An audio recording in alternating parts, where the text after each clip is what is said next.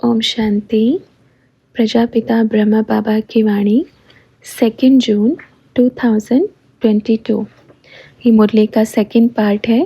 पहले पार्ट में बाबा ने बताया मांगने से मरना भला।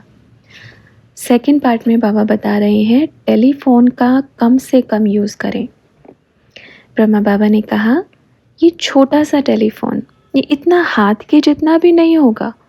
हाथ भी बड़ा है, देखो हाथ से भी छोटा फ़ोन है, पर इससे इतना नुकसान होता है। इनके अंदर इतनी खतरनाक वाइब्रेशन है जो दिमाग को डैमेज करती है। इसको सिर के नीचे रखकर कभी सोना नहीं। जैसे सोते हो ना अपने तकिए के नीचे रखकर, ये आपकी पूरी याददाश्त को ख़त्म कर देता है। आप सोचो इसके आने के बाद किसी को किसी का टेलीफोन नंबर याद नहीं रहता, क्योंकि इसने सबकी मेमोरी लॉस कर दी है। यही कारण है ना, अब अगर अचानक से कहीं फंस जावे और किसी का टेलीफोन नंबर याद ही नहीं रहे तो इसको केवल आप कार्य के लिए यूज़ करो, बाबा की सेवा के लिए यूज़ करो। अगर आप इसको अपने सिर के नीचे रख के सोते हैं तो आपकी मेमोरी को पूरी तरह से ख़त्म कर देता है। आज छोटे छोटे बच्चों की मेमोरी ख़त्म हो रही है और कितना नुकसानकारक है। फिर इससे जल्दी डिप्रेशन में आते हैं, फिर बड़ा जल्दी टेंशन आ जाता है। तो इस चीज़ का विशेष ध्यान रखो। आपके पास 24 घंटे हैं, तो 24 घंटे में आप कम से कम इस टेलीफोन का यूज़ करो। सभी बच्चों को कहना। कई बच्चे तो सारा दिन रात बस टेलीफोन देखते रहेंगे और बोलते हैं कि हम बाबा का आवाज़ सुनते हैं। आवाज़ सुनने के अलावा भी बहुत उल्टी सीधी चीज़ें देखते हैं जो काम की नहीं है। उसको क्या देखना? आंखें कंट्रोल में होनी चाहिए। जो मैं आत्मा आँखों को दिखाऊं वही वो देखें, जो मैं आत्मा कानों से सुनाऊं वही वो सुने। इसलिए थोड़ा ध्यान रखो, इस चीज़ का विशेष अटेंशन रखो। पहले जब बच्चे गुरुकुल में पढ़ने जाते थे उनको कितना कुछ याद रहता था, उनकी बुद्धि कितनी पावरफुल थी। और आजकल के बच्चों की, अगर आजकल के बच्चों को कोई पूछे कि क्या पढ़ाई किया तो कहेंगे अरे फ़ोन में रखा है, टेलीफोन में रखा है। अगर पूछो आज का सब्जेक्ट क्या तैयार किया बताओ, तो कहेंगे टेलीफोन में रखा है, उसमें देख देख के बताऊंगा। और पहले के बच्चों को जब पूछते थे कि आपने आज क्या पढ़ा, तो फटाफट 1 मिनट में पूरी लिस्ट बता देते थे। तो नुकसान क्या हुआ? मेमोरी ख़त्म। ये खींचता ही है, इसके अंदर वो पावर ही है, इसलिए गुलाम बन गए हैं। भला आपको लग रहा है बड़ा अच्छा है, इसमें बड़ी नई नई चीज़ें मिलती हैं, पर पहले के अनपढ़ भी आज के पढ़े लिखों से मेमोरी में हाई फाई हैं। जितना बुद्धि उसमें जाएगी इतना हमारा योग भी नहीं लगेगा। सोचते हैं अरे चलो बाबा को याद करने बैठे, फिर 2 मिनट में कहेंगे चलो एक अच्छा सा गाना लगा देते हैं, गाने में बाप की याद रहेगी। लो अब बताओ, टेलीफोन ही बाप को याद कराने की विधि बता रहा है। मतलब हमारी बुद्धि कहाँ गई? सोचो, विचार करो। ये जो मन है, ये आत्मा में जो संस्कार है, जो इतनी पावर है, सारी इधर ट्रांसफ़र कर दी। आप ये नहीं सोचना कि मोबाइल हमारा गुलाम है। हम मोबाइल के गुलाम हैं, टेलीफोन के गुलाम हैं। तो आज विशेष शिक्षा ये रहेगी कि टेलीफोन कम से कम इस्तेमाल करना है। अपन सबको जानते हैं इधर कौन कितना चलाता है। और ये भी ध्यान रखना, कोई बोलते हैं बाबा हम तो बड़ा कम चलाते हैं, आपका ही तो सुनते हैं। बाबा ने कहा सुनना और धारण करना। आप एक दिन में एक वाणी सुनो, पर एक पे 2 दिन अमल करो। सुनो एक, पर विचार सागर मंथन एक पे करो। टेलीफोन पे जो नहीं भी देखना चाहते वो भी दिखता है, फिर तो जैसे बेलगाम बन जाते हैं। और मन भी क्या है? बेलगाम। इसलिए बेलगाम घोड़ा देखो इधर उधर भागता रहेगा, कंट्रोल नहीं कर पाते ना उसको।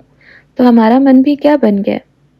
अच्छा, अगर बाबा की याद में भी बैठे होंगे और टेलीफोन रखा होगा, बजा तो दौड़ के जाएंगे, किसका फ़ोन आया। अरे बाबा का फ़ोन होल्ड पे रख के आप किसी मनुष्य का फ़ोन सुनने जा रहे हैं तो क्या होगा? बाबा उस समय कनेक्टेड है और मनुष्य का टेलीफोन बज गया, तो अब आपके मन में इम्पोर्टेंट कौन है ये देखो। आप कहते हैं ना कि बाबा से बड़ा प्यार करते हैं। यहाँ प्यार की परीक्षा है। खाना भी खा रहे होंगे, ब्रह्मा भोजन, तब टेलीफोन बजा, खाना छोड़ दिया, तो गुलाम कौन हुआ? मनुष्य। और किसके? इतने छोटे से फ़ोन के। इतना बड़ा 6 फीट का इंसान एक 6 इंच के फ़ोन का गुलाम। है ना वंडरफुल?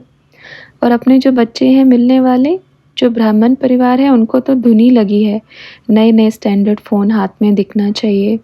कितना बड़ा फ़ोन है, हमारी स्थिति मालूम पड़ेगी। ऐसा नहीं होता, जो छोटा टेलीफोन सुना सकता है वो बड़ा भी सुना सकता है, जो बड़ा सुना सकता है छोटा भी सुना सकता है। तो विशेष ध्यान रखो और यूज़ करो, लेकिन ऐसा भी नहीं हो कि पूरा का पूरा दिमाग ही हमारा उसमें चलता रहे, बुद्धि योग ही खींचता रहे। सभी को बोलना ये टेलीफोन को कम चलावें, ये बड़ी खतरनाक चीज़ है। सबको दिख रहा है ये साधन सुविधाजनक बहुत है, पर सबकी बुद्धि को भ्रष्ट कर दिया है। अभी भी अपन बतावें, इतना बाबा ने बोला, 2 घंटे के बाद बुद्धि से वो भी उड़ जाएगा कि बाबा ने बोला क्या है। और याद क्या रहेगा फिर कि फ़ोन में किस किस का नंबर है, किस किस से बात करनी है, किसने कब क्या बोला था, वो याद रहेगा, पर बाबा का कहा याद नहीं रहेगा। फ़ोन हो गया, काम नहीं है साइड पे रख दो, बाबा से बात करो, बाबा को याद करो, ठीक है? नहीं तो फिर क्या करेंगे? इनको पूरी तरह से ख़त्म। ये तो जाने वाला है। आप बच्चों को आज एक रहस्य बता के जा रहे हैं। ये जो बोलते हैं ना अपन को इतने अनुभव कराए, ये आज एक रहस्य खोल के जाते हैं।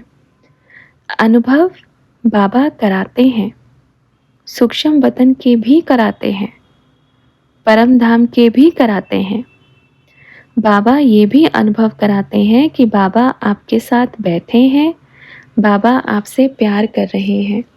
ये बाप कराते हैं और ये हर एक बच्चे को कराते हैं।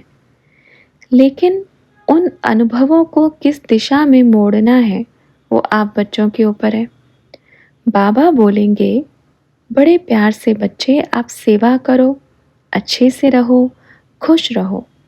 लेकिन अगर हमने उसको तंत्र मंत्र में जोड़ लिया तो गलती किसकी है? बच्चों की ना। अच्छा, और दूसरी बात, मानो आप दूसरे देश में गए और आपको दूसरे देश की भाषा समझ में नहीं आती, तो आप उसके चेहरे से ही पता लगा सकते हो कि वो क्या बोल रहा है, उसके हाव भाव से पता लगा सकते हो, लेकिन पूरी जानकारी तो नहीं ले सकते ना।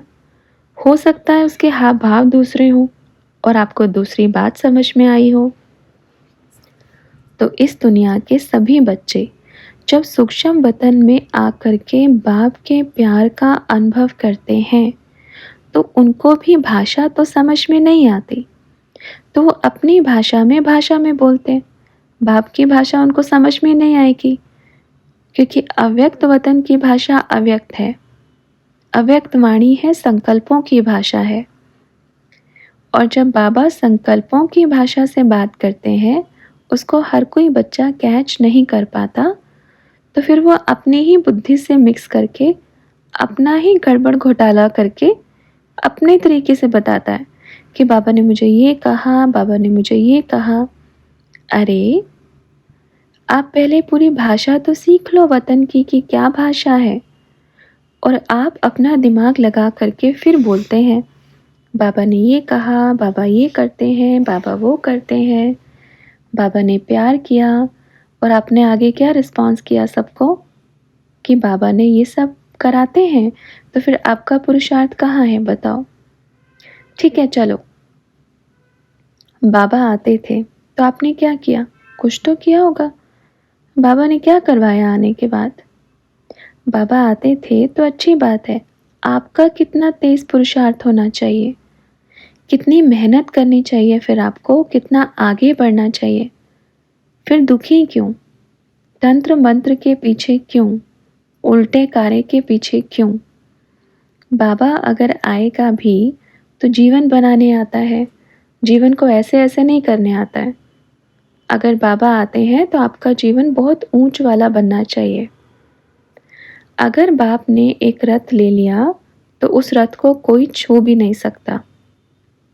दूसरी आत्मा उस रथ को टच भी नहीं कर सकती, क्योंकि वो किसका है? भगवान का है। उसकी संभाल धर्मराज, महाकाल, स्वयं परमपिता परमात्मा करता है। जिसमें बाबा आते हैं उसमें कोई मनुष्य आत्मा, कोई भी चाहे वो कितना कितना भी कुछ क्यों ना हो, उसके अंदर कोई दूसरा आएगा? ये सच्चा ज्ञान है? बिल्कुल भी नहीं। तो ये सब बातें आगे और होंगी। तो किसी ने कहा बाबा अपने ब्राह्मण परिवार में भी बोलते हैं कि मैया के अंदर पिशाच आ रहा है। तो बाबा ने कहा तो पिशाच ने क्या किया? उनको बोलो, अच्छा चलो ठीक है, वंडरफुल बात है। उनको बोलो पिशाच देखना है क्या, तो वहाँ जाके आओ, पिशाच क्या है मालूम पड़ेगा, पता चलेगा। जब पीछे पड़ेगा ना, दौड़ाएगा, भगाएगा। ये जो बोलते हैं ना कि भूत पिशाच आ रहे हैं, वो जो ये बोलते हैं उनके अंदर आएंगे तब मालूम पड़ेगा कि भूत पिशाच क्या है। ठीक है, उनको बोलो ये भूत तो बड़ा अच्छा है, सबको प्यार करके जाता है, पर जो आपके पास आएगा ना वो क्या करके जाएगा वो देखना। जब एक सेकंड में कई लगेंगे ना तब समझ में आएगा, आंख बुद्धि खुलेगा। फिर इस भूत के पास आएंगे भागे भागे कि हमारा भूत निकाल दो, आएंगे ना भाई। मतलब तो फिर यही है ना कि आपका भूत काम का नहीं है, जो इधर आ रहा है वो बड़े काम का है। आपके भूत से बड़ा पावरफुल भूत है, चाहे वो कितने भी बड़े हों, चाहे वो कितने भी बड़े होकर के बोल रहे हो कि भूत पिशाच आ रहा है। उनको बोलना कि उनको एक बार तो अनुभव ज़रूर होगा भूत पिशाच का कि वो कैसा होता है। उनको बोलो वो भूत इतना प्यार करता है और उसके प्यार में भागे भागे सब आते हैं। वो क्यों आते हैं बताओ? इतना अच्छा भूत कहीं मिलेगा क्या? कहीं मिलेगा क्या बताओ? भूतनाथ, भूतों का नाथ। आपके पास भूत आएंगे पर हमारे पास नाथ है। और नाथ जिसके पास हो वो तो दुनिया का सबसे अमीर व्यक्ति कहलाता है, सबसे बहादुर, सबसे धनवान, सबसे गुणवान व्यक्ति कहलाता है। ठीक है बच्चों, आप किससे मिलते हो? नाथ से। तो ऐसा नाथ कहीं मिलेगा भी नहीं। चलो अच्छा है। और जो भी बोलते हैं ना कि इसमें ये आता है ये आता है, उनको कहना आपको इस ड्रामा में, इस संगम युग में उसका अनुभव ज़रूर होगा। तो आपको समझ में तो आए कि भूत पिशाच होता क्या है। उनको अनुभव है और पता भी है, पर बोलते हैं जैसी मैं वैसे आप। जो मैंने चश्मा पहना हुआ है वो आपके अंदर ये चीज़ है।